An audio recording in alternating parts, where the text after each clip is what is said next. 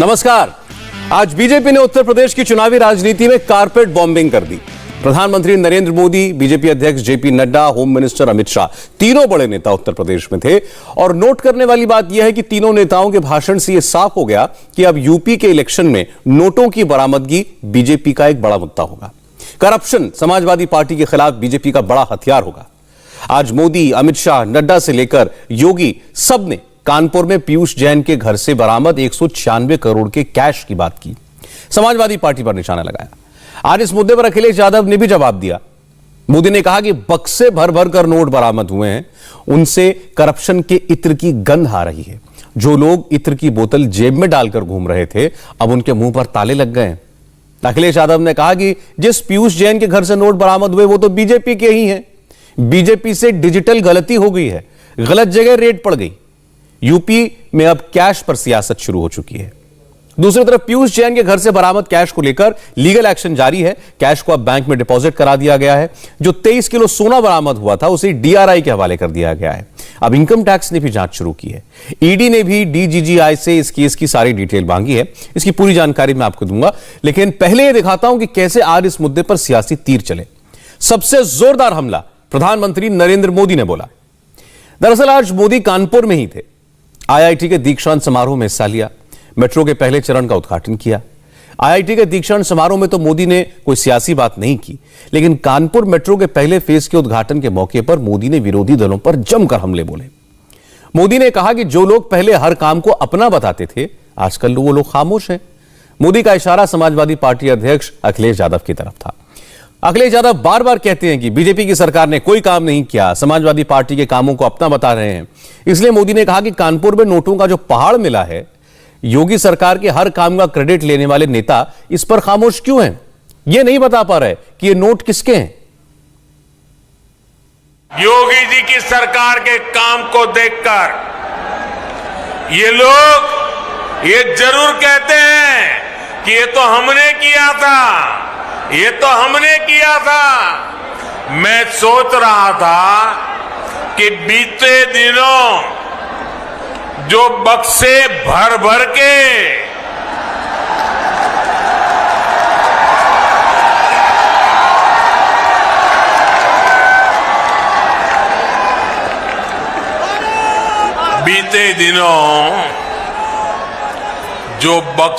भर भर के नोट मिली है, नोट, उसके बाद भी ये लोग यही कहेंगे कि ये भी हमने ही किया है। साथियों, आप कानपुर वाले तो बिजनेस को, व्यापार कारोबार को अच्छे से समझते हैं। 2017 से पहले भ्रष्टाचार का जो इत्र उन्होंने पूरे यूपी में छिड़क रखा था, वो फिर सबके सामने आ गया है। लेकिन अब वो मुंह पे ताला लगा के बैठे हैं, क्रेडिट लेने के लिए आगे नहीं आ रहे हैं। नोटों का जो पहाड़ जो पूरे देश ने देखा, वही उनकी उपलब्धि है, यही उनकी सच्चाई है। यूपी के लोग सब देख रहे हैं, सब समझ रहे हैं। इसलिए वो यूपी का विकास करने वालों के साथ है, यूपी को नई ऊंचाई पर पहुंचाने वालों के साथ है। चूंकि मामला कैश की बरामदगी का है और थोड़ा बहुत कैश नहीं, 200 करोड़ कैश, बीजेपी इस पैसे को समाजवादी पार्टी का पैसा बता रही है। कोशिश यह है कि मुद्दा करप्शन बने, इसलिए बीजेपी के हर नेता कैश की बरामदगी को लेकर समाजवादी पार्टी पर भ्रष्टाचार का इल्जाम लगा रहे हैं। प्रधानमंत्री नरेंद्र मोदी के अलावा होम मिनिस्टर अमित शाह ने भी कानपुर में मिले नोटों को समाजवादी से जोड़ा। अमित शाह ने हरदोई की रैली में कहा कि आज जो लोग समाजवादी इत्र बना रहे थे, अब वो इत्र को छिपाते घूम रहे हैं। कुछ दिन पहले इनकम टैक्स विभाग ने रेड लगाई, भाई अखिलेश को पेट के अंदर बहुत मचलन होगी। क्यों रेड लगा रहे हो? ये राजनीतिक फैसले हैं, ये राजनीतिक द्वेष के कारण रेड लगी है।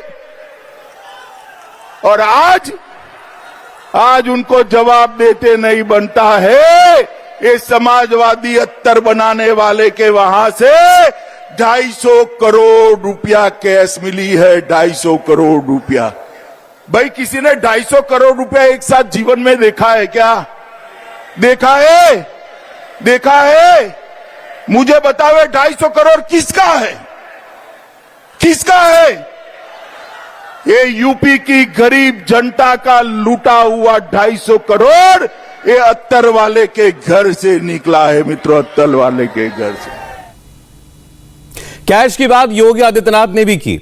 योगी ने कल भी कहा था, आज फिर कहा कि अब लोगों को पता लग रहा है कि समाजवादी पार्टी की सरकार में लोगों को खाना देने के लिए जो पैसा आ रहा था, उत्तर प्रदेश के विकास के लिए जो पैसा आ रहा था, वो पैसा कहां चला जाता था। योगी आदित्यनाथ ने कहा कि घरों की दीवारों से जो नोट निकल रहे हैं वो समाजवादी पार्टी के करप्शन के सबूत हैं। विकास की बात तो दूर, विकास के पैसे को लूट करके लोग कहां ले जाते हैं।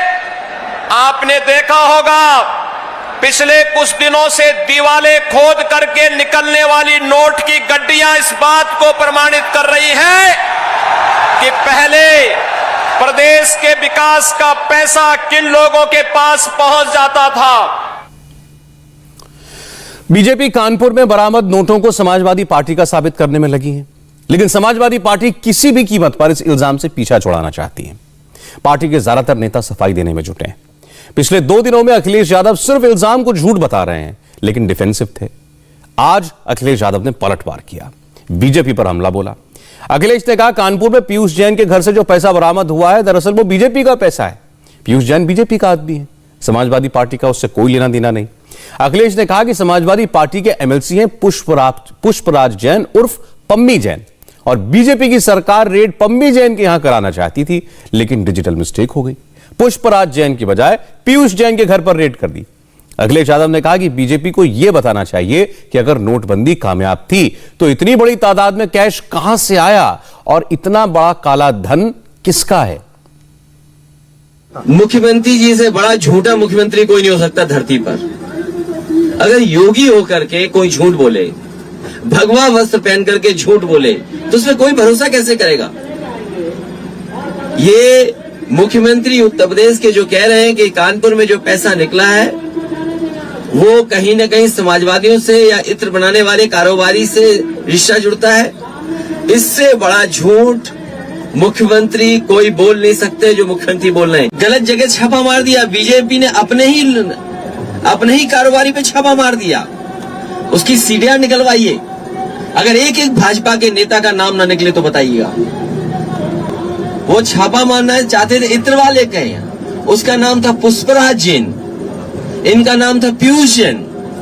लगता है डिजिटल इंडिया की गलती हो गई, पुष्पराज जैन की जगह पीयूष जैन आ गए, तो पीयूष जैन के यहाँ छापा मार दिया। और सोचो क्या निकला, सोचिए उत्तर प्रदेश में इतना रुपया किसी का नहीं निकला होगा। जो सरकार में है वो बता सकते हैं रुपया कहां से आया है, आपका जिम्मेदार कौन है। और फिर कम से कम ये साबित करता है, आज लोगों की आंख खुल जानी चाहिए कि नोटबंदी, इनकी योजना जो फैसला लिया था वो योजना इनकी फेल हुई है।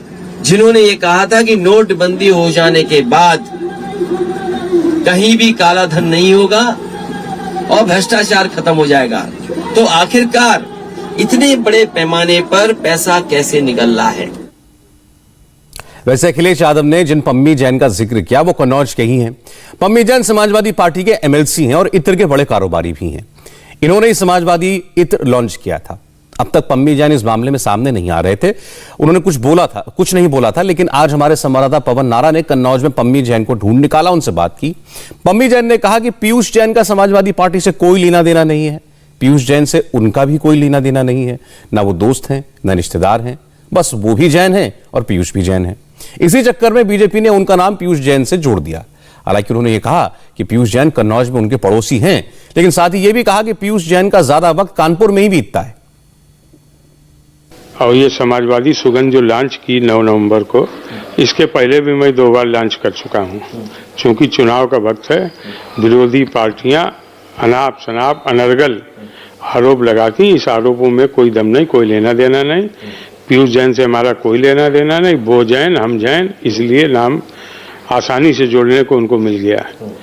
बाकी पीयूष जैन का समाजवादी पार्टी से कोई लेना देना नहीं और पंपी जैन का भी उनसे कोई लेना देना नहीं। पीयूष जैन का यहाँ सामाजिक स्तर पर कितना मेलजोल था कि नहीं था? संपर्क रखते थे कि नहीं रखते थे?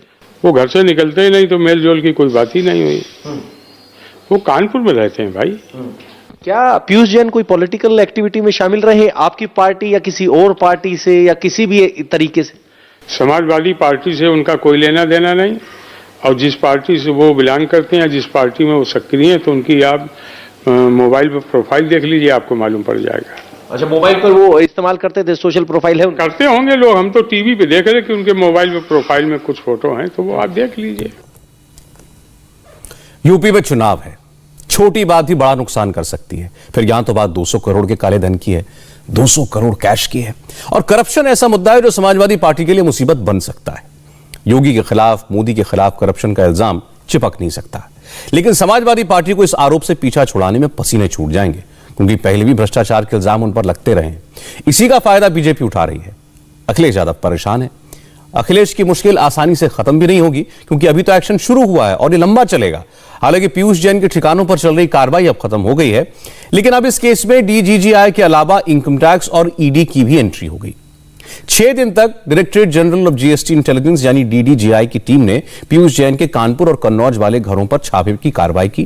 कुल मिलाकर 196 करोड़ से ज्यादा कैश, 23 किलो सोना, 50 किलो चांदी, प्रॉपर्टी के डॉक्यूमेंट्स, सैंडलवुड ऑयल और दूसरी चीजें बरामद की हैं।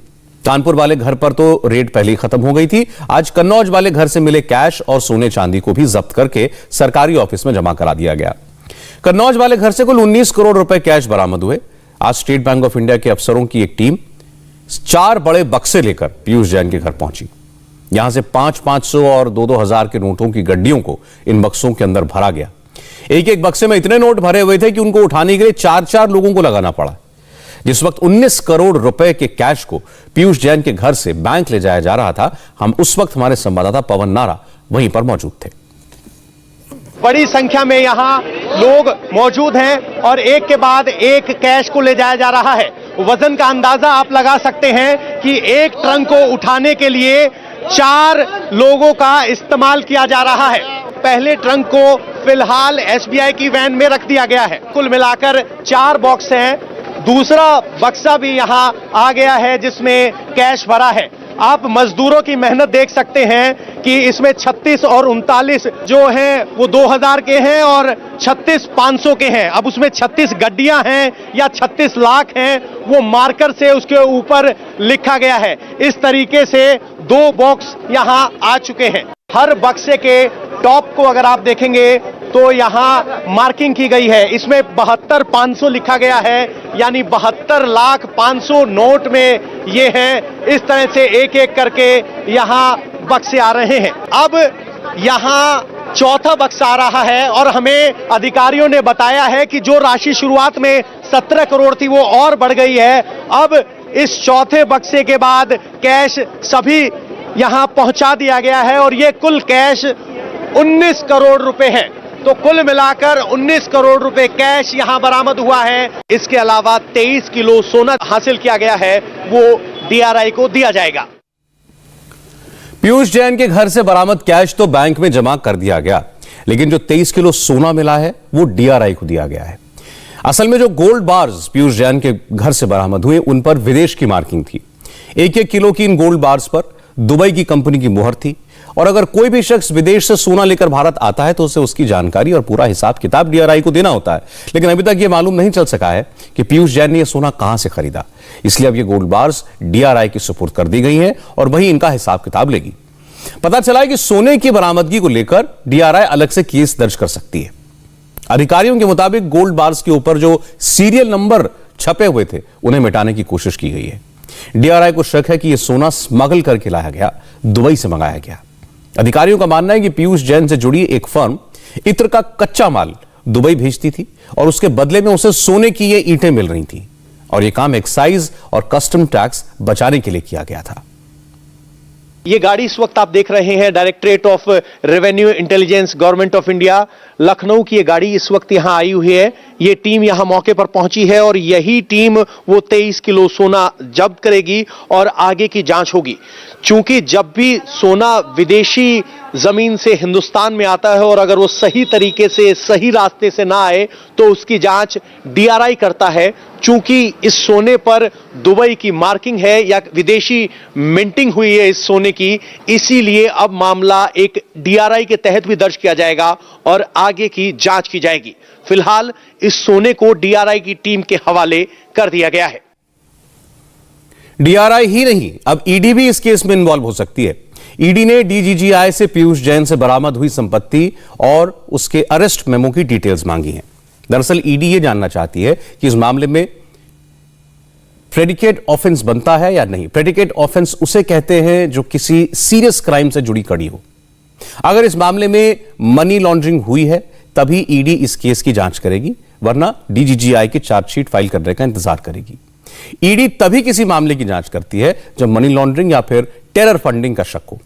वैसे पीयूष जैन के घर से इतनी भारी मात्रा में कैश बरामद होने की जानकारी मिलने के बाद से उसके पड़ोसी भी हैरान हैं, क्योंकि उन्होंने कभी सपने में भी नहीं सोचा था कि स्कूटर पर चलने वाले एक शख्स के घर में इतना कैश हो सकता है। ना पीयूष जैन के घर को देखकर ना उसके रहन सहन को देखकर इस बात का अंदाजा लगता था कि उसने अरबों रुपए अपने घर में रखे हुए हैं। अब एक स्कूटर आप स्क्रीन पर देख रहे होंगे। पीयूष जैन इस स्कूटर को भी चलाता था। जब भी पीयूष जैन कन्नौज में होता था तो शहर में ट्रैवल करने के लिए इसी स्कूटर की मदद लेता था। कन्नौज में पीयूष जैन का पैतृक मकान तंग गलियों में है, मोहल्ले के बीचों बीच आम घर जैसा है। एक खास बात है, चारों तरफ से घर को जैसे किले में तब्दील कर दिया गया है। सारे खिड़की दरवाजे लोहे की ग्रिल से बंद हैं। एक साधारण सा मोहल्ला है, उसी मोहल्ले में ये सबसे बड़ा चौक आप समझ सकते हैं इस घर के पास, और ये वो घर है 2 मंजिल का जिसे किले के तौर पर आप कह सकते हैं। पूरा पैक है, हर दरवाजा, हर खिड़की, हर ग्रिल कवर्ड है। ये जो आप विशाल दरवाजा देख रहे हैं ये बिल्कुल पैक है, जिसके अंदर भी आप नहीं झांक सकते। इस दरार के बीच में भी पीछे एक प्लेट दी गई है। ये घर आप देखेंगे सकरी सी गली होके पीछे की तरफ रास्ता जाता है। घर बनाते वक्त इस बात का विशेष ध्यान रखा गया कि पीछे भी रास्ता खुले। इस गली में भी एक रास्ता खुला है। सील यहां भी लगाई गई थी, लेकिन अधिकारियों ने घुसने के लिए यहां सील को तोड़ा है। इस गली में आप देखेंगे तो इस तरह की मजबूत खिड़कियां हैं, तो सुरक्षा का विशेष तौर पर ध्यान रखा गया है। शीशे ऐसे लगाए गए हैं जिनसे आप अंदर नहीं झांक सकते, और ऊपर तक कुछ ऐसी तस्वीर है, एसी लगे हुए हैं, लेकिन इस पूरे घर में कोई सीसीटीवी कैमरा नहीं है। अगर आप आगे बढ़ेंगे तो ये पुश्तैनी घर का पुश्तैनी दरवाजा है। इसी दीपावली पड़ोसी ने बताया है कि यहां पेंट करवाया गया था, लाइट ऊपर जल रही है, और एक दरवाजा और है, यानी गली के हर तरफ दरवाजा है और एक दरवाजा यहां पीछे है जिसका इस्तेमाल जीएसटी की टीम अंदर जाने और आने के लिए कर रही है, जो अक्सर खुलता है।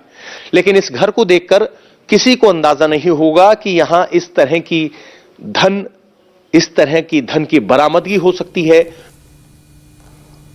हालांकि पीयूष जैन ने इस घर में सुरक्षा के हिसाब से मजबूत दरवाजे और खिड़कियां लगा रखी थी, लेकिन जैसा कि पवन नारा ने भी बताया कि यहां पर कोई सीसीटीवी नहीं लगा था। कन्नौज के इस घर में पीयूष जैन ने सिर्फ 19 करोड़ रुपए रखे थे। असली खजाना कानपुर वाले घर में छिपा कर रखा था। कानपुर में पीयूष जैन का घर आनंदपुर इलाके में है। यहीं से छापेमारी की टीम को 177 करोड़ रुपए से ज्यादा का कैश मिला। इस कैश को अलमारियों में छिपा कर रखा गया था। एक अलमारी से करीब 27 करोड़ से ज्यादा, दूसरी अलमारी से 26 करोड़ से ज्यादा, कमरा नंबर 2 की एक अलमारी से 128 करोड़ रुपए मिले। इस तरह कुल 177 करोड़ रुपए से ज्यादा की बरामदगी हुई और इन्हें 42 बक्सों में भरकर कानपुर में स्टेट बैंक ऑफ इंडिया की ब्रांच में भेजा गया।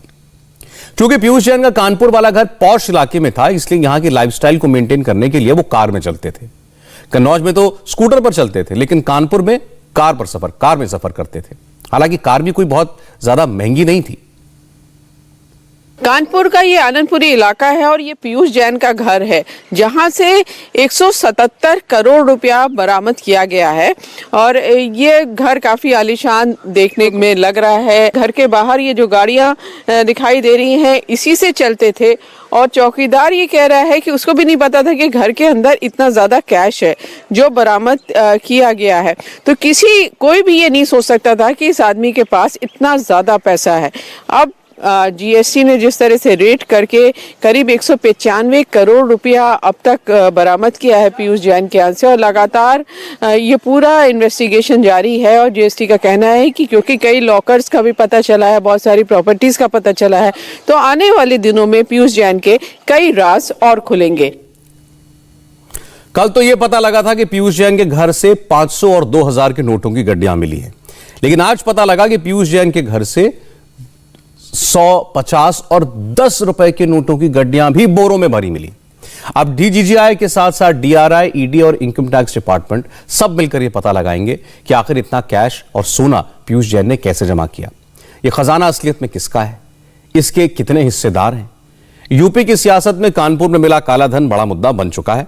इसलिए आज प्रधानमंत्री मोदी ने बार बार कहा कि उत्तर प्रदेश की पिछली सरकारों के पाप अब सामने आ रहे हैं। पहले यूपी को लूट का अड्डा बना दिया था, हर सेक्टर को माफिया के हवाले कर दिया था, गुंडे लुटेरे मौज कर रहे थे और व्यापारी परेशान थे। अब योगी आदित्यनाथ यूपी की तस्वीर बदल रहे हैं और इसका असर दिख रहा है।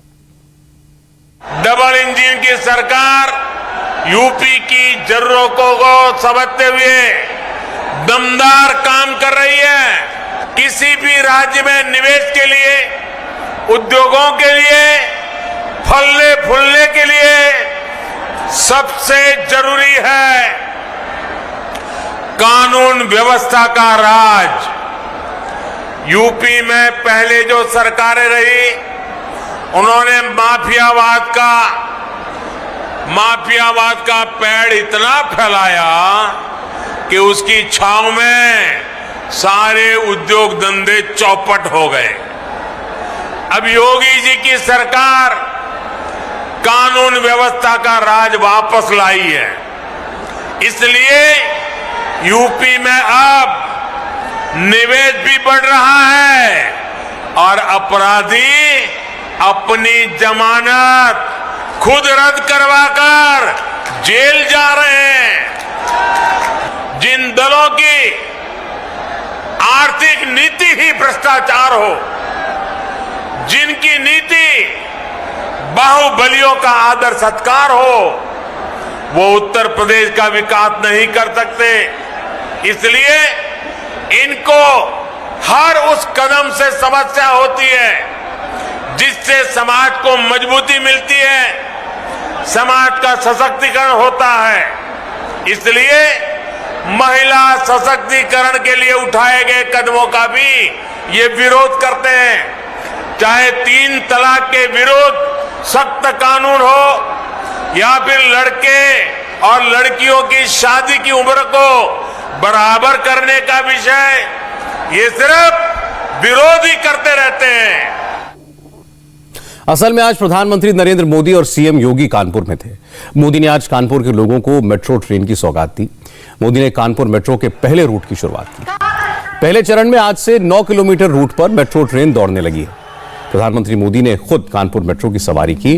वो मेट्रो में बैठकर आईआईटी मेट्रो स्टेशन से गीतानगर स्टेशन तक गए। Kanpur metro rail project 32 kilometre लंबा है। इस प्रोजेक्ट पर 11,000 करोड़ रुपए खर्च हो रहे हैं। कानपुर मेट्रो के साथ साथ प्रधानमंत्री ने 356 किलोमीटर लंबी बीनापन की मल्टी प्रोडक्ट पाइपलाइन प्रोजेक्ट की भी शुरुआत की। कानपुर को हजारों करोड़ रुपए के प्रोजेक्ट्स देने के बाद प्रधानमंत्री मोदी ने एक बड़ी पब्लिक मीटिंग की, जहां विपक्षी दलों पर जमकर हमले किए। प्रधानमंत्री मोदी के निशाने पर सबसे ज्यादा समाजवादी पार्टी रही। मोदी ने डेवलपमेंट की रेस में यूपी के पिछड़ने के लिए विपक्षी दलों की नीतियों को जिम्मेदार बताया। कहा, यूपी में पिछली सरकारों की नीति करप्शन की थी, बाहुबलियों का आदर करते थे। पिछली सरकारों ने माफिया को प्रोटेक्ट किया। मोदी ने कहा, पहले की सरकार में बैठे लोग सत्ता को 5 साल की लॉटरी समझते थे, सोचते थे जितना हो सके लूट लो। लेकिन अब वक्त बदल गया है, इसलिए यूपी भी बदल रहा है और यह बदलाव दिख रहा है।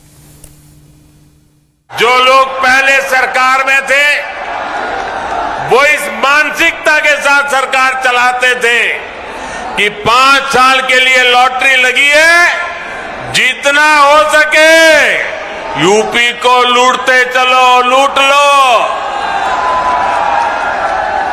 आपने खुद देखा है कि यूपी में पहले की सरकारें जो परियोजनाएं शुरू करती थी उनमें कैसे हजारों करोड़ के घोटाले हो जाता था।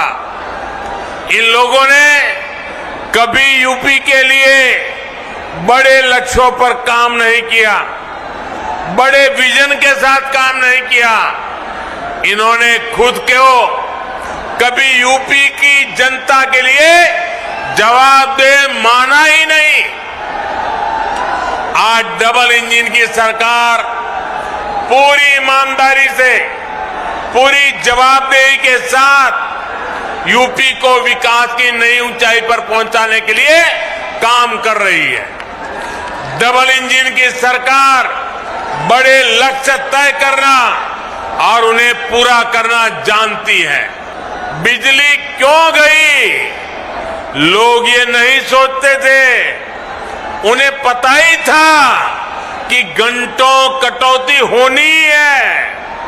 उनकी तसल्ली इसी में हो जाती थी कि बगल वाले के यहां भी बिजली गई है या नहीं है। साथियों, कौन सोच सकता था कि गंगा जी में गिरने वाला सीसा मऊ जैसा विशाल विकराल नाला भी एक दिन बंद हो सकता है। लेकिन ये काम हमारी डबल इंजन सरकार ने करके दिखाया है। प्रधानमंत्री मोदी ने विपक्षी दलों और बीजेपी के काम करने का फर्क समझाया। मोदी ने कहा, बीजेपी जिस काम को हाथ में लेती है उसके लिए जी जान लगा देती है, काम शुरू करती है तो पूरा करके भी दिखाती है। ये फर्क सिर्फ योजनाओं परियोजनाओं का ही नहीं बल्कि काम करने के तरीके का भी है। डबल इंजन की सरकार जिस काम को शुरू करती है उसे पूरा करने के लिए भी हम दिन रात एक कर देते हैं। कानपुर मेट्रो के निर्माण को ये काम हमारी सरकार में शुरू हुआ और हमारी ही सरकार इसका लोकार्पण भी कर रही है। पूर्वांचल एक्सप्रेसवे का शिलान्यास हमारी सरकार ने किया, हमारी ही सरकार ने इसका काम पूरा किया। दिल्ली मेरठ एक्सप्रेसवे का शिलान्यास हमारी सरकार ने किया और उसे पूरा करके जनता को समर्पित करने का काम भी हमने ही किया। मैं आपको ऐसी अनेकों परियोजनाएं गिना सकता हूं, यानी पूरब हो या पश्चिम या फिर हमारा ये क्षेत्र, यूपी में हर परियोजना को समय पर पूरा करने का प्रयास किया जा रहा है। प्रधानमंत्री मोदी ने अपने एड्रेस की शुरुआत कानपुर के लोगों की तारीफ से की।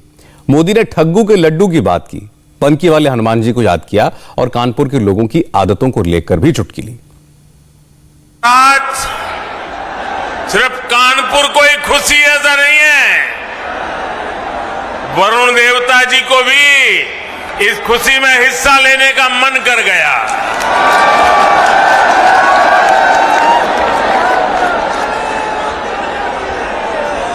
साथियों, कानपुर के लोगों का जो मिजाज है, जो कानपुरिया अंदाज है,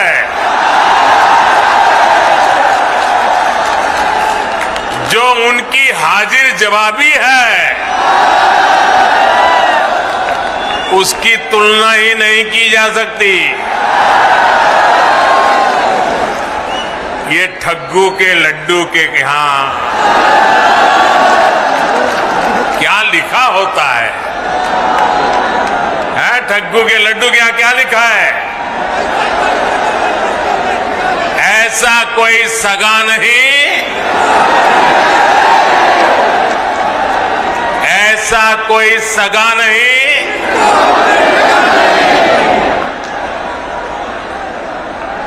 अब आज तक जो आप कहते हो कहते रहिए,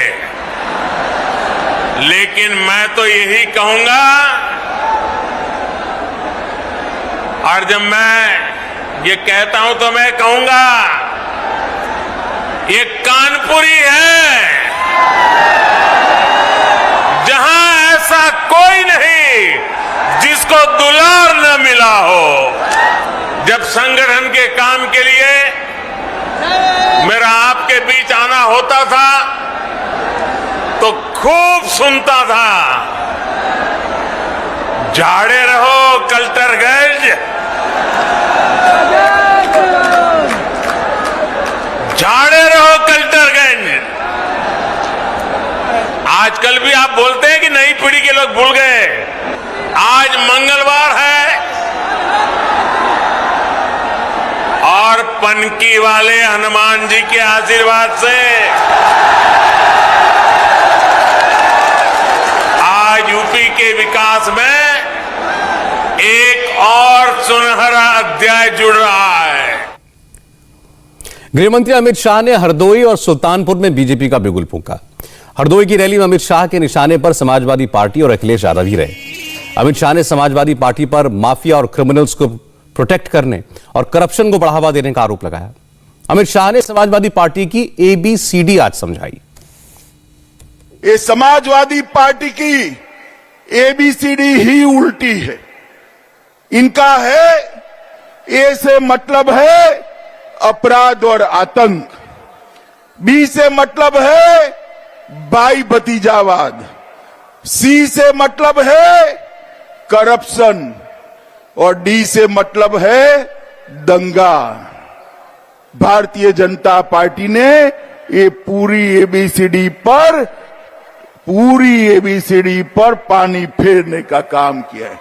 एक जमाना था जब माफियाओं का राज होता था, लोग अपने घर से निकलने में डरते थे। माताएं बहनें सूर्य नारायण के अस्त होने के पहले घर पर पहुंच जाती थी। आज 5 साल से भारतीय जनता पार्टी की सरकार योगी जी के नेतृत्व में चल रही है। पूरे उत्तर प्रदेश से माफियाओं का सफाया हो गया है। जो बाहुबली पश्चिमी उत्तर प्रदेश में लोगों को पलायन करते थे, भाजपा सरकार ने वो बाहुबलियों को पलायन करा दिया है। उत्तर प्रदेश छोड़कर वो बाहुबली बाहर दिखाई पड़ते हैं। हरदोई की रैली में अमित शाह ने राम मंदिर निर्माण का मुद्दा भी उठाया। अमित शाह ने कहा कि राम भक्तों पर गोली चलाने वाले, डंडा चलाने वाले हमसे सवाल पूछते थे, मंदिर कब बनाओगे।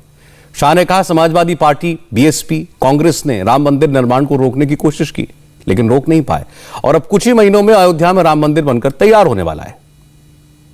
कार सेवकों पर गोली किसने चलाई? कार सेवकों पर डंडा किसने चलाया? डंडा चलाया, गोली चलाई। और यही अखिलेश जी सवाल पूछते थे 2017-2014 में कि मंदिर वहीं बताएंगे, तिथि नहीं बताएंगे। हमें ताना लगाते थे। 2019 में उत्तर प्रदेश की जनता ने मोदी जी को पूर्ण बहुमत दिया और आज देखिए मोदी जी ने 5 अगस्त को राम जन्मभूमि पर मंदिर का शिलान्यास करने का काम समाप्त कर दिया। ये सपा, बसपा, कांग्रेस बहुत सारा प्रयास किया रोकने का। आज मैं उनको कहने आया हूं, जितनी भी है ताकत लगा दो, रोक सकते हैं तो रोक लो। कुछ ही महीनों में आसमान को छूने वाला रामलल्ला का भव्य मंदिर वहां पर बनने वाला है। मित्रों, बीजेपी अध्यक्ष जेपी नड्डा ने पश्चिमी यूपी में कमान संभाली। नड्डा ने हापुड़ और बदायूं में पब्लिक मीटिंग की। हापुड़ की रैली में नड्डा ने जिन्ना और दंगे की बात की। निशाने पर समाजवादी पार्टी और अखिलेश यादव थे। नड्डा ने अखिलेश सरकार के वक्त हुए दंगों की पूरी लिस्ट गिनाई। पश्चिमी यूपी में पलायन का मुद्दा उठाया। फिर लोगों से पूछा कि वो राष्ट्रवादी सरकार चाहते हैं या जिन्नावादी सरकार। इनके जमाने में आपको मालूम है 5 साल में कितने दंगे हुए? 700 दंगे, 700 दंगे, 700। क्या वही राज चाहते हो? क्या वैसे ही राज चाहते हो? यही है इनका खानदान। ये आजकल हाथी के दांत दिखाने के और खाने के और हैं। चुनाव से पहले ये शब्दबाज दिखाएंगे। मुजफ्फरनगर में 2013 में 62 लोग मारे गए, 62 लोग। कौन पूछेगा?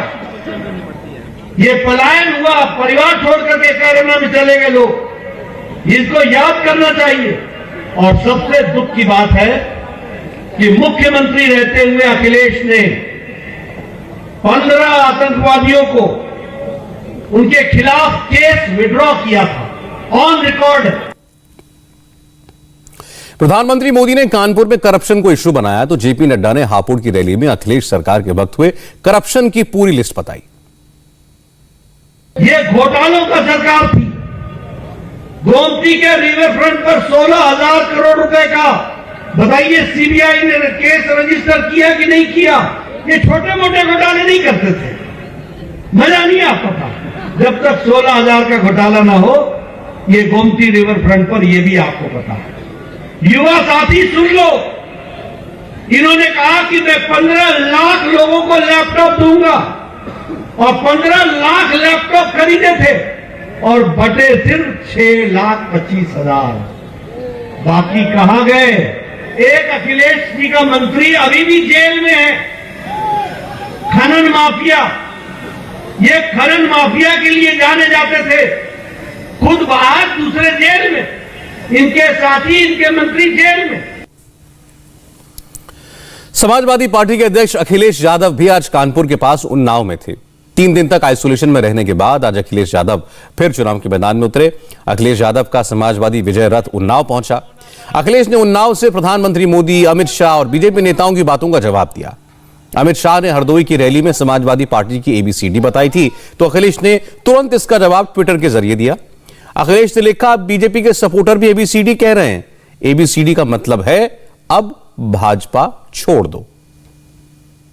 उनको अपने मुख्यमंत्री को ABCD सिखाना चाहिए, क्योंकि वो ABCD नहीं जानते हैं, इसीलिए उत्तर प्रदेश का विकास नहीं कर रहे हैं। दिल्ली के आने वाले लोग अगर ये कहते हैं कि A फॉर आतंकवाद, तो गृह मंत्री खुद हैं, तो आखिरकार आतंकवाद क्यों नहीं रोक पा रहे हैं? लेकिन जहां तक ABCD का मतलब है, जिस तरह की महंगाई है, जिस तरह की परेशानियां दी हैं, जिस तरह की खाद से लेकर के हर चीज की किल्लत है, अब भारतीय जनता पार्टी उत्तर प्रदेश में नहीं लौटेगी। अब भारतीय जनता पार्टी को छोड़ करके जनता जा रही है। भारतीय जनता पार्टी से निराश हुई है जनता। अब ये ABCD कहें, जैम कहें या PPP कहें, कुछ भी कहेंगे, लेकिन भारतीय जनता पार्टी का उत्तर प्रदेश से सफाया होगा। अखिलेश ने प्रधानमंत्री मोदी पर भी हमला बोला। प्रधानमंत्री ने कानपुर में मेट्रो ट्रेन की शुरुआत की। उन्नाव में अखिलेश यादव ने इसका क्रेडिट लेने की कोशिश की। अखिलेश ने कहा, कानपुर मेट्रो का काम समाजवादी पार्टी की सरकार के वक्त शुरू हुआ था, योगी सरकार ने इसके काम में देरी की। जो उत्तर प्रदेश के झूठे मुख्यमंत्री हैं, वो जब सुबह चले होंगे तो समाजवादी सरकार में जो ली गई थी गाड़ी, उसमें बैठ करके निकले होंगे। और अगर हवाई यात्रा की होगी वो हेलीकॉप्टर से, तो वो समाजवादी सरकार का खरीदा हुआ हेलीकॉप्टर से चले होंगे। जिस कार्यालय में लोग भवन में बैठते हैं वो भी समाजवादी सरकार का बनाया हुआ है। तो इसमें नया क्या है? जो समाजवादी सरकार ने दी थी मेट्रो, उसी का उद्घाटन करने जा रहे हैं। ये मेट्रो पहले बनकर के तैयार हो जाती, लेकिन हमारे मुख्यमंत्री नाकाम और अनुपयोगी मुख्यमंत्री ने समय लगा करके इतना समय लगाया कि आज 4.5 साल हो गए, तब जाकर के पूरा हुआ है। ये समाजवादी पार्टी की दी हुई मेट्रो का उद्घाटन है। मुझे खुशी है कि कानपुर के लोगों को मेट्रो मिलने जा रही है। यूपी में मुकाबला सीधे सीधे बीजेपी और समाजवादी पार्टी के बीच है। बीजेपी योगी आदित्यनाथ की सरकार के काम और राम के नाम को मुद्दा बना रही है। समाजवादी पार्टी की सरकार के वक्त हुए घपले घोटाले गिना रही है और पिछले 5 साल में करप्शन फ्री गवर्नमेंट देने का दावा कर रही है। मुश्किल यह है कि अखिलेश यादव के पास इसका कोई जवाब नहीं है। समाजवादी पार्टी के सामने दूसरी मुसीबत यह है कि बीजेपी के पास स्टार कैंपेनर्स की पूरी फौज है, लेकिन समाजवादी पार्टी के प्रचार का पूरा जिम्मा अकेले एक अखिलेश यादव पर है। इसीलिए फिलहाल बीजेपी भारी दिख रही है। हालांकि इस बार यूपी में कांग्रेस का बहुत ज्यादा प्रभाव नहीं दिख रहा, लेकिन इसके बावजूद प्रियंका गांधी मेहनत बहुत कर रही हैं। आज प्रियंका गांधी ने लखनऊ में 5 किलोमीटर की महिला मैराथन आयोजित की। हजारों की तादाद में महिलाओं ने इस मैराथन में हिस्सा लिया। कांग्रेस ने 26 दिसंबर को लखनऊ और झांसी में मैराथन आयोजित की थी, लेकिन लखनऊ में डिस्ट्रिक्ट एडमिनिस्ट्रेशन ने इसकी परमिशन कैंसिल कर दी थी। झांसी में 26 दिसंबर को ही मैराथन हुई थी। लखनऊ और झांसी के अलावा कांग्रेस अब तक मुरादाबाद और मेरठ में महिला मैराथन आयोजित कर चुकी है। कांग्रेस ने 26 दिसंबर को कैंसिल हुए इवेंट को आज आयोजित किया। कांग्रेस मैराथन में पहले 3 विनर्स को स्कूटी देने का ऐलान किया गया था। चौथे से 25वें स्थान पर आने वालों को स्मार्टफोन और इसके बाद अगले 100 को फिटनेस बैंड, जबकि इसके बाद 1000 महिलाओं को मेडल देने का भी ऐलान हुआ था। कल प्रियंका गांधी फिरोजाबाद में बड़ा कार्यक्रम कर रही हैं। लड़की हूं, लड़ सकती हूं कार्यक्रम के तहत प्रियंका महिला सम्मेलन को एड्रेस करेंगी। रायपुर में हुई धर्म संसद में राष्ट्रपिता महात्मा गांधी के लिए अपशब्दों का इस्तेमाल करने वाले कालीचरण महाराज के खिलाफ मुकदमा दर्ज हो गया है।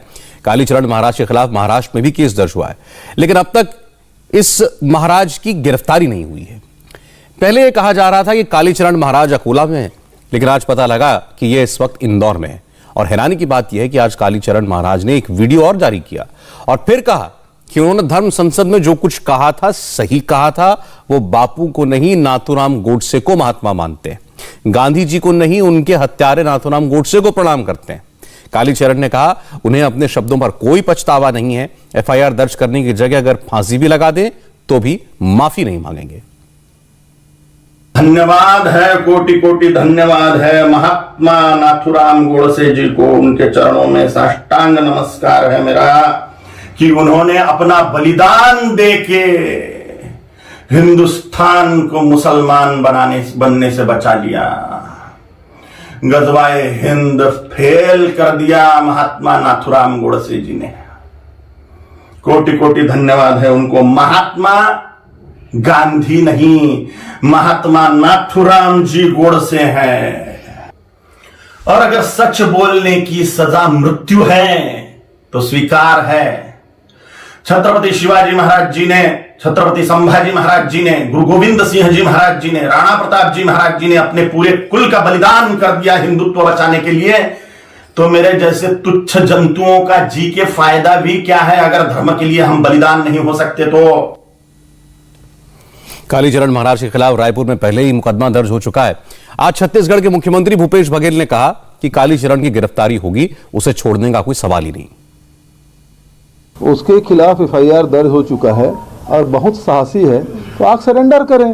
वो बाहर इस प्रकार से बयानबाजी करने के बजाय वो सीधा पुलिस में एफआईआर दर्ज हो चुका है, हुआ है, अपने आप को सरेंडर करें, नहीं तो गिरफ्तार करें, छत्तीसगढ़ पुलिस जाएगी। छोड़ने का सवाल ही नहीं उठता। अपराध पंजीबद्ध कर लिया गया है, विवेचना किया जा रहा है और उसमें जो जो भी दोषी होंगे उसके खिलाफ कार्रवाई की जाएगी।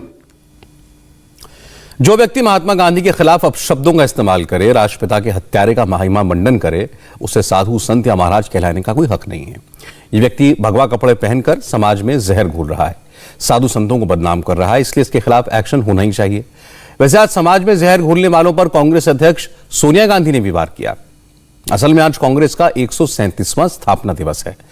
इस मौके पर कांग्रेस ने देश भर में कार्यक्रम किए, लेकिन कांग्रेस हेडक्वार्टर में हुए स्थापना दिवस समारोह में कांग्रेस का ही झंडा गिर गया। इसका वीडियो सोशल मीडिया पर वायरल है। दरअसल स्थापना दिवस के मौके पर कांग्रेस अध्यक्ष सोनिया गांधी दिल्ली में पार्टी मुख्यालय में झंडा फहराने पहुंची। सोनिया गांधी झंडे की रस्सी खींच रही थी और इस काम में कांग्रेस सेवा दल का एक कार्यकर्ता उनकी मदद कर रहा था।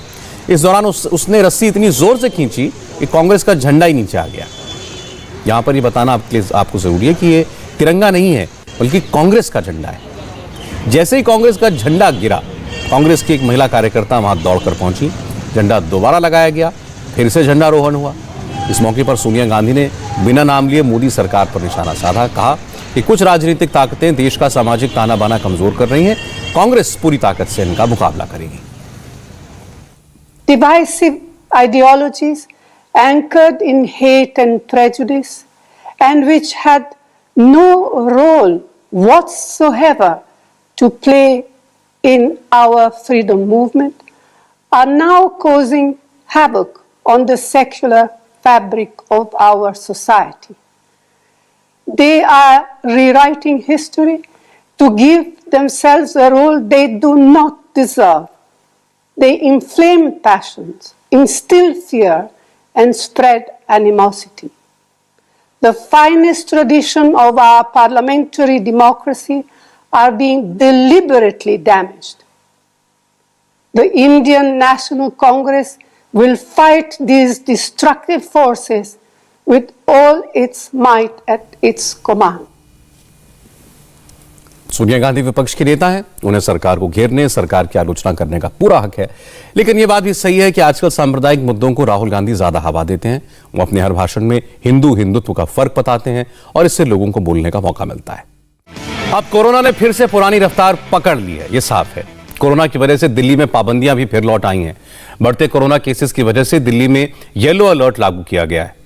दरअसल दिल्ली सरकार ने फैसला किया था कि अगर कोरोना का पॉजिटिविटी रेट लगातार 2 दिन 0.5% से ज्यादा होता है तो फिर ग्रेडेड रिस्पांस एक्शन प्लान लागू किया जाएगा। और पिछले कुछ दिनों से लगातार पॉजिटिविटी रेट में इजाफा हुआ है। आज दिल्ली में पॉजिटिविटी रेट 0.89% रहा। आज दिल्ली में कोरोना के 496 नए केस सामने आए। ये 2 जून के बाद एक दिन में कोरोना के सबसे ज्यादा मरीजों की संख्या है। इसलिए दिल्ली सरकार ने कुछ रेस्ट्रिक्शंस लगा दी हैं, जैसे स्कूल, सिनेमा हॉल, जिम बंद कर दिए गए हैं। मॉल्स में दुकानें भी ऑड इवन डेज के आधार पर खुलेंगी। दिल्ली मेट्रो, डीटीसी की बसें भी अब 50% कैपेसिटी के साथ चलेंगी। मेट्रो या बस में कोई भी खड़े होकर सफर नहीं कर सकता। अंतिम संस्कार और शादी समारोह में अधिकतम 20 लोगों को आने की मंजूरी होगी, जबकि इसके अलावा बाकी सभी तरह के सामूहिक कार्यक्रमों पर रोक लग गई है, फिर चाहे वो राजनीतिक कार्यक्रम हो या फिर सांस्कृतिक। रात 11 बजे से सुबह 5 बजे तक के कर्फ्यू का ऐलान पहले ही कर दिया गया था। प्राइवेट कंपनियों के ऑफिस 50% कैपेसिटी के साथ काम करेंगे, जबकि दिल्ली सरकार के कर्मचारियों में कुछ खास सेवाओं से जुड़े अधिकारियों के अलावा बाकी लोग घर से काम करेंगे। धार्मिक स्थल जैसे मंदिर, मस्जिद, गुरुद्वारे खुले रहेंगे, लेकिन आम श्रद्धालुओं को जाने की इजाजत नहीं होगी। हालांकि दिल्ली के चीफ मिनिस्टर अरविंद केजरीवाल ने कहा कि ओमिक्रॉन से घबराने की जरूरत नहीं है। ओमिक्रॉन से इन्फेक्टेड लोग घर पर ही ठीक हो रहे हैं, लेकिन सावधान रहें।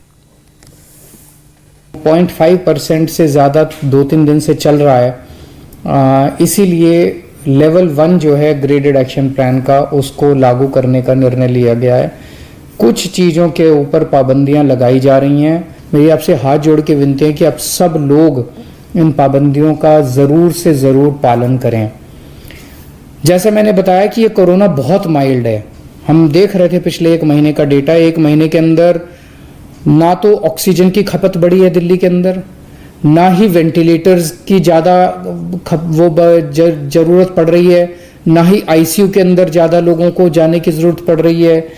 तो इससे ये जाहिर है कि जो लोग इससे नए ओमिक्रॉन से प्रभावित हो रहे हैं, वो लोग अपने आप ही घर के अंदर ही ठीक होते जा रहे हैं। तो चिंता करने की ज़रूरत नहीं है, जिम्मेदार बनने की ज़रूरत है। वैसे दिल्ली में ही नहीं, देश भर में कोरोना के मामले बढ़ रहे हैं। पिछले 24 घंटे में देश में कोरोना के 6,358 नए मामले आए। मुंबई में कोरोना केसेस की रफ्तार फिर तेजी से बढ़ रही है। पिछले 24 घंटे में मुंबई में कोरोना के 1377 नए केसेस मिले हैं, जबकि कल इनकी संख्या 809 थी। इस तरह गुजरात में भी कल कोरोना के 204 मामले आए थे। आज ये संख्या 394 है। एक दिन में संख्या लगभग दुगनी हो गई है। अगर कोरोना के ओमिक्रॉन वेरिएंट की बात करें तो देश में अब तक ओमिक्रॉन के कंफर्म 653 केस हैं। कई बड़े बड़े लोग भी कोरोना पॉजिटिव हुए। बीसीसीआई के प्रेसिडेंट सौरव गांगुली, तृणमूल कांग्रेस के Rajya Sabha MP Derek O'Brien, Maharashtra की स्कूली शिक्षा मंत्री वर्षा गायकवाड़ ने कोरोना की वजह से खुद को आइसोलेट कर लिया है। हालांकि अपनी तरफ से सरकार कोरोना का मुकाबला करने के लिए पूरी तैयारी कर रही है। स्वास्थ्य मंत्रालय ने आज एक ही दिन में 3 दवाओं को मंजूरी दी। इसमें पहली वैक्सीन है कोर्बेवैक्स, दूसरी वैक्सीन कोवोवैक्स है और तीसरी है एक एंटीवायरल दवा मोलनुपिराविर। यही नहीं, 1 जनवरी से 15 से 18 साल की उम्र वाले टीनेजर्स को लगने वाली वैक्सीन के लिए रजिस्ट्रेशन भी शुरू कर दिया जाएगा। इंडिया टीवी हर वक्त हर जगह डाउनलोड करने के लिए सर्च करें India TV news Google play store या ऐप स्टोर पर।